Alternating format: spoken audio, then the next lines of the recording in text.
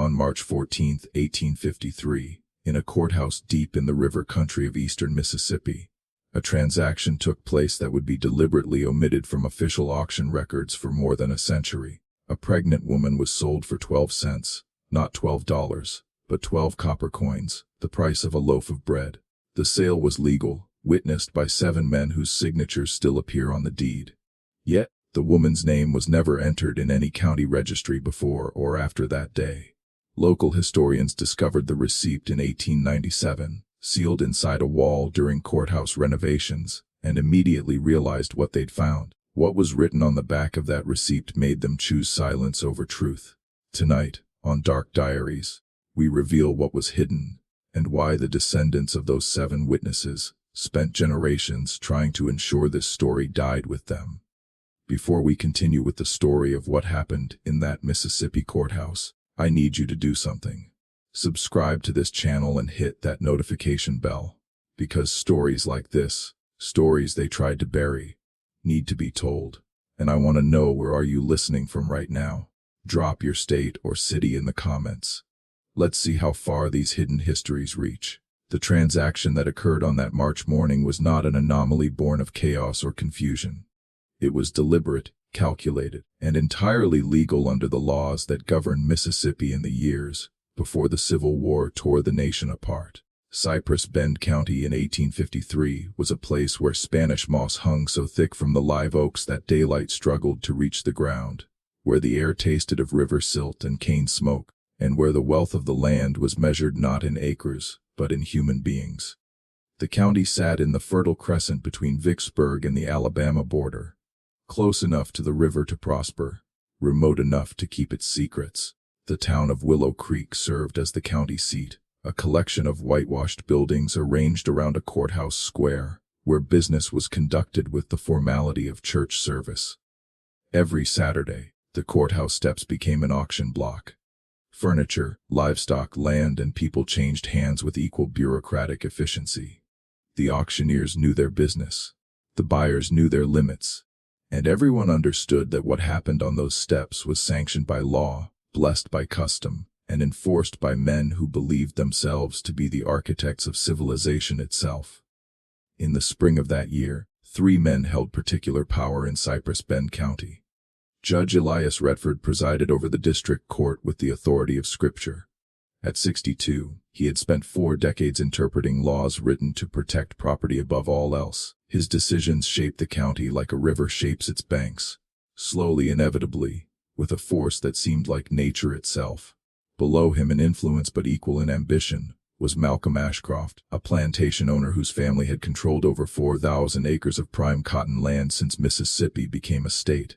Ashcroft was 47, educated in Savannah, fluent in French, and ruthless in business. His plantation, Willowmere, employed an overseer named Silas Grady, a man whose reputation for cruelty kept the enslaved population compliant through fear alone. The third man in this trinity of power was Nathaniel Price, the county tax assessor and recorder of deeds. Price was younger, 39, hungry for status in a society where family name meant everything and his meant nothing. He had arrived in Mississippi from North Carolina, with forged letters of introduction, and an understanding that in the chaos of westward expansion, a man could reinvent himself, if he was willing to do what others would not. These 3 men intersected on the morning of March 14th, because of a woman whose existence had been carefully erased from every record they controlled. Her name was Miriam. She had been born on a tobacco plantation in Virginia approximately 23 years earlier. The word "approximately" matters here because enslaved people were often not afforded the dignity of recorded birth dates. She had been sold south at age 15, separated from her mother and 2 younger siblings in a Raleigh auction house on a Tuesday morning in late summer. The man who purchased her was Edward Ashcroft, Malcolm's father, who died of cholera in 1849, leaving his entire estate, including 47 human beings, to his son. Miriam worked in the main house at Willowmere. She was clever with numbers, could read despite laws forbidding it, and possessed a quiet dignity that Malcolm Ashcroft first noticed, then resented, then sought to destroy. In October of 1852, Miriam became pregnant. She never spoke the father's name aloud. She did not need to. Everyone in the main house knew. The enslaved women who worked alongside her knew. Malcolm Ashcroft's wife Margaret knew, and Malcolm himself knew with a certainty that filled him with such rage that he could barely look at Miriam without his hands shaking. Because the father was not Malcolm. It was his younger brother, Samuel. Samuel Ashcroft was everything Malcolm was not. Where Malcolm was severe, Samuel laughed easily.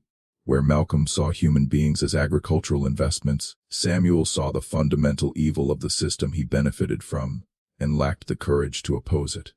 He was 28, unmarried, and living in the overseer's cottage at the edge of Willowmere's property, ostensibly managing the northern fields, but mostly drinking and reading abolitionist literature he smuggled from New Orleans. His relationship with Miriam began as conversation. She brought meals to the cottage twice daily. He asked her questions about her life before Willowmere. She answered cautiously at first, then with increasing honesty, as she realized he listened differently than other white men. Over months, conversation became something else, something that crossed every boundary their world had constructed. When Miriam's pregnancy began to show in late December, Samuel did something unprecedented. He went to his brother and offered to purchase Miriam's freedom. The conversation occurred in Malcolm's study on a Saturday evening. No written record exists of what was said, but what happened next was documented with meticulous precision. Malcolm refused the offer. More than refused, he was insulted by it. In his view, Samuel had violated the sanctity of property rights, had endangered the racial hierarchy upon which their entire society depended, and had embarrassed the Ashcroft name in a way that could destroy their standing if it became public knowledge. Samuel argued that he loved Miriam, that the child was his, that they should be allowed to go north, to a free state, to build a life beyond the reach of Mississippi law. Malcolm's response was to immediately sell Miriam, not to a slave trader who might take her far away where Samuel could never find her. That would be too simple, too merciful. Malcolm wanted his brother to watch, to witness, to understand the consequences of what Malcolm called his betrayal. He arranged for Miriam to be included in a public auction scheduled for March 14th, a routine sale of property seized for unpaid debts. The courthouse steps, full public view, entirely legal. But Malcolm added a condition that revealed the depth of his cruelty. He set Miriam's minimum bid at 12 cents. The amount was deliberate. In 1853, the average price for an enslaved woman of childbearing age in Mississippi was between $800 and $200. By setting the price at 12, Malcolm achieved several objectives simultaneously. He demonstrated that Miriam had no value to him. He humiliated Samuel by showing that the woman he claimed to love was worth less than a newspaper. And most cunningly, he ensured that no legitimate buyer would bid, because in the economy of slavery, price signaled quality. A woman offered for 12 cents must be damaged, diseased, unsuitable for work. No plantation owner would risk even minimal investment on such obvious refuse. Malcolm knew exactly one person would bid. His plan was not to sell Miriam to a stranger. It was to sell her to someone who would ensure her suffering continued under circumstances Samuel could not prevent. He was selling her to Silas Grady, his overseer. The night before the auction, Samuel Ashcroft disappeared. He left no note, took no horse, simply walked away from Willowmere sometime after midnight, and was never seen in Cypress Bend County again. Some said he went north to join abolition movements in Boston. Others claimed he drowned himself in the Mississippi, unable to live with his powerlessness. A few whispered that Malcolm had him killed and buried in the cane fields, where dozens of enslaved people were already interred in unmarked graves. The truth was simultaneously simpler and more disturbing. Samuel had gone to Judge Redford's home in the hours before dawn and offered him everything he owned, approximately $3,000 in inheritance and land rights, for a single favor. He wanted the judge to invalidate the sale, to declare it unlawful on some technicality, to give Samuel time to find another solution. Judge Redford listened to Samuel's plea with the expression of a man watching a child explain why the sky should be green instead of blue. When Samuel finished, the judge asked a single question. "Did your brother sign the proper deed of sale?" Samuel admitted he had. "Then the transaction is legal." Redford said, "Your grief does not supersede property law." "Good evening, Mr. Ashcroft." Samuel left that house understanding that every institution, every law, every powerful man in the county would side with Malcolm, not because they were cruel, though many were, but because allowing Samuel's sentiment to override Malcolm's property rights would threaten the entire foundation of their economy. If love could supersede ownership, the system would collapse. Miriam spent her last night at Willowmere in the quarters, surrounded by women who braided her hair and sang songs that were older than Mississippi, older than America, songs carried from Africa in the bellies of ships. They knew they would likely never see her again. They knew what men like Silas Grady did to women they owned. One of the women, an elderly cook named Aunt Bess, who had survived 50 years of bondage, pressed a small cloth bundle into Miriam's hands. Inside was a knife barely longer than Miriam's palm, wrapped in oilcloth. "You hide this," Aunt Bess whispered. "You hide it good, and when the time comes, you do what needs doing." Miriam nodded. She understood. The knife was not for self-defense. It was for mercy. For her child if things became unbearable, for herself if there was no other escape. She sewed it into the hem of her dress that night, her fingers steady despite the fear that tasted like copper in her mouth. The auction began at 10:00 in the morning under skies so gray they seemed to mirror the moral character of everything occurring beneath them. Approximately 40 people gathered in the courthouse square. Most were there for livestock and furniture. A few came specifically for the human merchandise. Nathaniel Price stood on the courthouse steps with the deed of sale in his hands, reading from it in a voice designed to carry across the square. He described Miriam with the same inflection he used for describing a lame horse. Female, age approximately 23 years. House-trained, literate, though such skill is of questionable value. Currently with child, minimum bid 12 cents. A murmur rippled through the crowd. 12 cents. Something was wrong with this one. Several men who had been prepared to bid immediately lost interest. Why risk investment on obviously defective property? Silas Grady stood near the front, his hat pulled low, his expression unreadable. He was waiting for the crowd to disperse, waiting for the moment when no one else would bid, when he could purchase Miriam for the pittance Malcolm had arranged, when she would become his property to do with as he pleased. But something unexpected happened. A man near the back of the crowd raised his hand. 12 cents, he called out, and every head turned. The man was a stranger, tall, thin, wearing a traveler's coat dusty from the road. His face was weathered in the way that suggested years of outdoor labor, but his bearing was wrong for a field hand. He stood too straight, looked people in the eye too directly. Nathaniel Price hesitated. "You are bidding 12 cents for this property." "I am." "Your name, sir?" "Isaiah Monroe." Price glanced toward Silas Grady, who was staring at the stranger with an expression of genuine confusion. This was not part of the plan. Malcolm had arranged for Grady to be the only bidder. Who was this man? "Do you have 12 cents, Mr. Monroe?" Isaiah Monroe approached the steps, reached into his pocket, and placed 12 copper pennies on the podium where Price stood. "I do." From his position near the courthouse door, Judge Redford watched this exchange with increasing interest. He had been present at the auction specifically to ensure Malcolm's plan proceeded smoothly. But now an unknown variable had entered the equation. Price looked desperately towards Silas Grady. The overseer's face had gone red. He understood what was happening. If he bid 13 cents, he would reveal his interest. He would make public what was supposed to be a quiet transaction. Malcolm had specifically instructed him to wait until no one else bid to make it seem like he was doing Willowmere a favor by taking worthless property off their hands.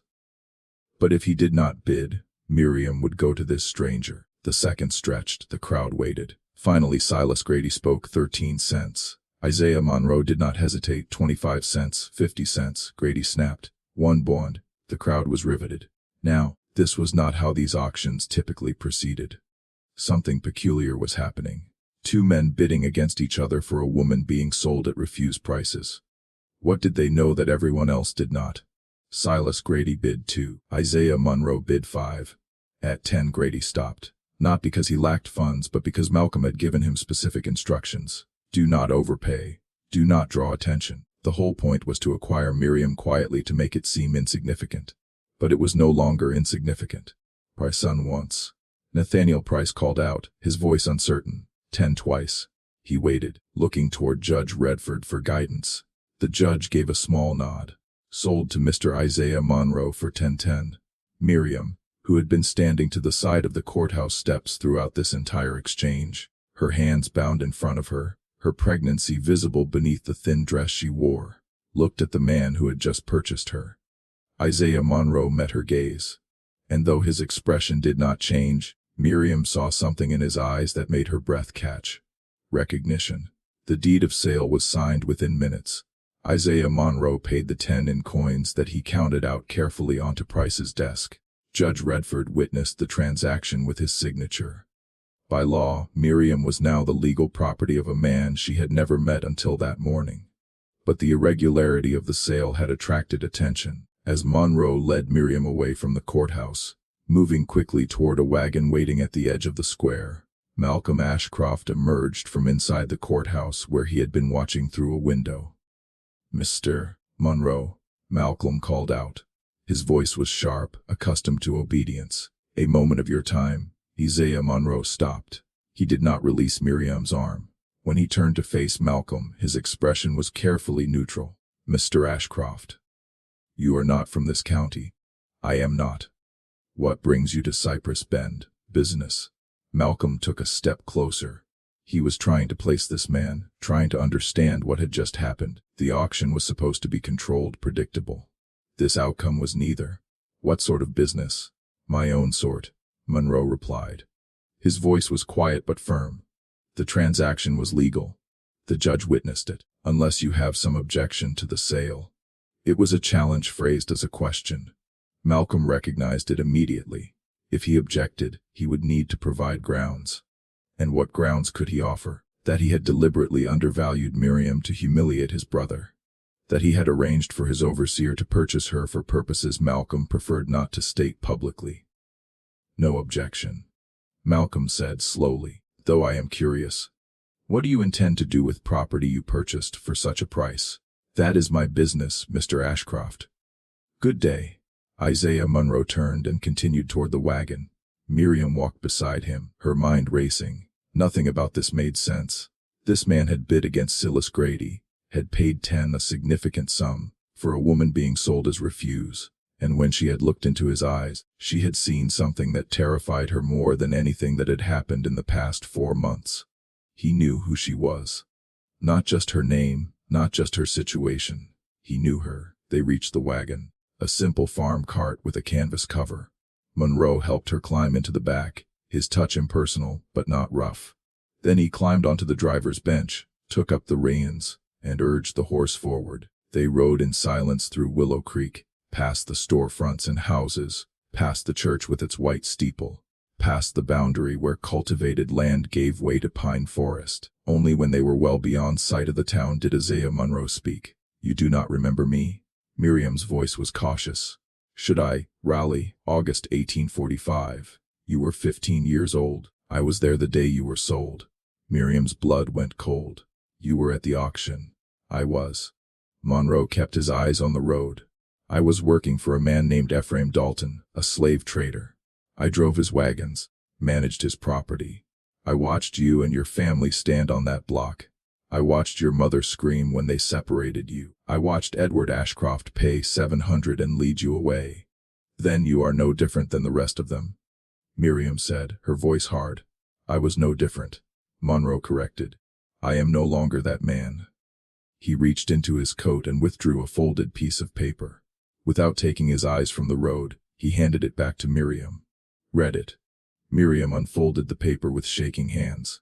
It was a deed of manumission, a document that when properly executed and filed would grant freedom to an enslaved person. The name on the document was hers. Miriam, no last name because she had never been granted one, but her description matched her age, the scar on her left forearm from a childhood burn. At the bottom of the document, unsigned, was a space for the owner's signature. Isaiah Monroe's signature. "I do not understand," Miriam whispered. 8 years ago, I watched your family destroyed on an auction block," Monroe said. His voice was steady, but there was something beneath it, something that might have been shame or grief or both. "I told myself I was just doing a job, that I was not responsible for the system, that I was just a small part of a large machine. Then one night in New Orleans, I I watched Ephraim Dalton beat a man to death over $5. I watched him do it slowly, and I realized that every person who participates, no matter how small their role, makes the machine function. So I left. I went north. I worked with people who were trying to dismantle what I had helped build. He paused, navigating the wagon around a fallen branch. 3 months ago, a man came to a meeting in Cincinnati. His name was Samuel Ashcroft. He told us about a woman in Mississippi who was carrying his child. He told us his brother was going to sell her to an overseer known for brutality. He gave us the date and location of the auction. He asked if anyone could help. Miriam's hand moved instinctively to her stomach. Samuel sent you. He paid me, Monroe said, not to purchase you. He paid me to bring you north to a safe house in Illinois, to a place where you and your child can be free. Miriam stared at the deed in her hands. Freedom. The word felt foreign, impossible. A promise that had been weaponized against enslaved people for so long that she no longer trusted it. Where is Samuel now? She asked. Monroe's silence answered before his words did. He died 2 weeks ago. Fever, they said. He was in Kentucky trying to arrange passage for others. The people I work with, they think it might not have been fever. They think someone from Mississippi tracked him down. Miriam closed her eyes. Samuel, reckless, idealistic Samuel, who had read her poetry and promised her things that could never be. Samuel, who had at least tried, which was more than most men in his position would ever do. Malcolm had him killed, she said. It was not a question. We cannot prove it, but yes, I believe that. The wagon continued north through the afternoon, following roads that grew increasingly rough and remote. Monroe explained the route they would take. They would avoid main roads, travel mostly at night, rely on a network of safe houses operated by free black families and sympathetic whites. It would take weeks to reach Illinois, months before Miriam would be truly safe. But something was wrong. Miriam could not articulate it precisely, but years of survival had taught her to trust her instincts. And her instincts told her that Isaiah Monroe was lying. Not about everything. His story about Raleigh might be true. His shame might be genuine. But something about this rescue felt staged, performed, as though he was following a script written by someone else. She thought about the auction, about how perfectly timed Monroe's arrival had been, about how he had known exactly when and where to bid, about how easily he had outmaneuvered Silas Grady. Too easy. Malcolm Ashcroft did not make mistakes. He planned everything with the precision of a general deploying troops. If he had wanted Miriam to go to Grady, she would have gone to Grady. Unless Malcolm had wanted something else to happen. The realization settled over Miriam like ice water. This was not a rescue. This was a hunt. The wagon rolled deeper into the Mississippi woods, the road narrowing until it was little more than a muddy track between ancient trees. Miriam sat in the back, clutching the deed of manumission, her mind racing with fear and suspicion. Isaiah Monroe drove in silence, his face set, his eyes fixed on the path ahead. The air was thick with the scent of pine and rain, and every sound in the forest seemed to carry a warning. They camped that night in a clearing far from any road. Monroe built a small fire and handed Miriam a piece of bread and a tin cup of water. She ate in silence, her thoughts circling the same questions. Was this man truly her rescuer, or was he another cog in Malcolm Ashcroft's machinery of revenge? Was she being led to freedom, or to another kind of trap? When Monroe finally spoke, his voice was low and tired. You're right to be cautious, Miriam. I would be, too. But I swear to you, I'm not here to harm you. I'm here to give you a chance. The world you're running from is cruel, but the world you're running to is not without its dangers. Miriam looked at him, searching for any sign of deception. Why should I trust you? Monroe stared into the fire. Because I know what it's like to be trapped by your own past. I know what it's like to want to make things right, even if it's too late for forgiveness. The next morning, Monroe handed Miriam a small pouch of coins and a letter. There's a settlement south of here, mostly free black families and a few poor whites. Go there. Give this letter to a woman named Ruth Carter. She'll help you. From there, you'll travel to Natchez, then by river to New Orleans.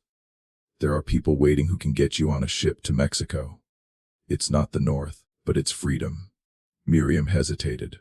And you? I'll draw Malcolm's men away. They'll follow me, thinking I still have you. By the time they realize the truth, you'll be gone." She nodded, her heart pounding. "Thank you," she whispered. Monroe smiled a sad, tired smile. "Don't thank me. Just survive. That's all the thanks I need." Miriam set out on foot, following a narrow path through the woods. She moved quickly, her bundle clutched to her chest, her mind focused on each step. The forest was alive with birdsong and the distant sound of water. She reached the settlement by midday, her feet blistered, her dress torn. Ruth Carter greeted her at the door of a small cabin, her eyes sharp and kind. "You're the one Isaiah sent?" Ruth asked. Miriam nodded, handing her the letter. Ruth read it quickly, then ushered Miriam inside. "You'll rest here tonight. Tomorrow, we'll get you to Natchez. My cousin knows the riverboats. He'll see you safely to New Orleans." That night, Miriam lay awake, listening to the sounds of the settlement. Children laughing, a dog barking, the low hum of voices. For the first time in months, she felt a flicker of hope. She thought of her child, of the life growing inside her, of the possibility of a future beyond the reach of men like Malcolm Ashcroft. But the machinery of power was not so easily escaped. As Monroe had predicted, Malcolm's men were waiting on the road north. When Monroe's wagon appeared, they surrounded it, demanding to see Miriam. Monroe handed over a woman wrapped in a shawl, her face hidden. The men barely looked at her before dragging her away. Only later did they realize they had been deceived. By then, Miriam was already on a riverboat, heading south. She traveled by night, hiding in the cargo hold, her heart pounding with every shout, every footstep on the deck above. In New Orleans, she was met by a man named Marcus, who gave her new clothes, a forged pass, and a ticket for a ship bound for Veracruz. The journey was long and perilous. Miriam gave birth to her daughter, Ruth, in a boarding house in Veracruz, surrounded by women who spoke a language she did not understand, but who cared for her with a gentleness she had never known. She named her daughter for the woman who had helped her escape, for the hope that had carried her through the darkness. Miriam found work as a seamstress, saving every coin, building a life for herself and her child. She never forgot the people who had helped her, the women at Willamere, Aunt Bess, Isaiah Monroe, Ruth Carter, Marcus. She wrote their names in a small book, along with the story of her escape, so that her daughter would know where she came from, so that the truth would not be lost. Back in Mississippi, Malcolm Ashcroft's world unraveled. The Civil War destroyed his plantation, the fields burned, the house reduced to ashes. He died alone, his name cursed by those who remembered his cruelty. Judge Redford retired in disgrace, his rulings overturned, his legacy forgotten. Silas Grady vanished, his fate unknown. Nathaniel Price fled the county, his ambition undone by the very system he had served. The receipt for Miriam's sale was discovered decades later, hidden in the courthouse wall. On the back, in Samuel Ashcroft's handwriting, was a message. "If you are reading this, know that the greatest evil is not the evil done by wicked men, but the evil permitted by good men who lack the courage to act. I lacked that courage when it mattered. I pray you will not." The story of Miriam and her daughter Ruth became a legend, passed down through generations, whispered in kitchens and on porches, written in letters and diaries. It became a warning and a promise, a reminder that the machinery of power can be broken, that the truth can survive even the darkest night. If you've listened this far, you are now part of the story. You are a witness. You are a link in the chain. You have seen the machinery behind the curtain, the blood beneath the surface, the bones beneath the fields. You have felt the chill of forbidden knowledge, the weight of memory, the danger of truth. You have become a threat to the system that depends on your silence. So I want you to comment below. The land remembers. The blood remembers. Write it twice. Lock it in. Let the world know you see through the lies. Let the algorithm know you are awake. Because once you know the truth, you can never go back. You are changed. You are dangerous, and the world will never be the same. But the descent is not over. The rabbit hole goes deeper. Because the machinery of the curse is still turning, still grinding, still shaping the world in ways most men will never see. The story of Miriam, Samuel, Ruth, and the 12-cent sale is not just a warning, it is a weapon. It is a key to the machinery, a map of the rabbit hole, A challenge to every man who has ever felt the weight of invisible chains. You are not powerless. You are not alone. You are the descendant of survivors, of rebels, of men and women who refuse to be erased. The land remembers. The blood remembers. And so must you. So carry this story with you. Speak it aloud. Teach it to your sons, your brothers, your friends. Refuse the comfort of forgetting. Refuse the bargain of silence. Refuse to let the land's memory be erased. Because once you know the truth, you can never go back. You are changed. You are dangerous. And the world will never be the same. The machinery of the curse is still turning, still grinding, still shaping the world in ways most men will never see. But you have seen it. You have crossed the threshold. You are awake. You are a threat to the system that depends on your silence. Remember this: the land remembers. The blood remembers. And now, so do you. If you enjoyed this story and want more stories like this, subscribe Dark Diaries, hit the notification bell and share. See you in the next video.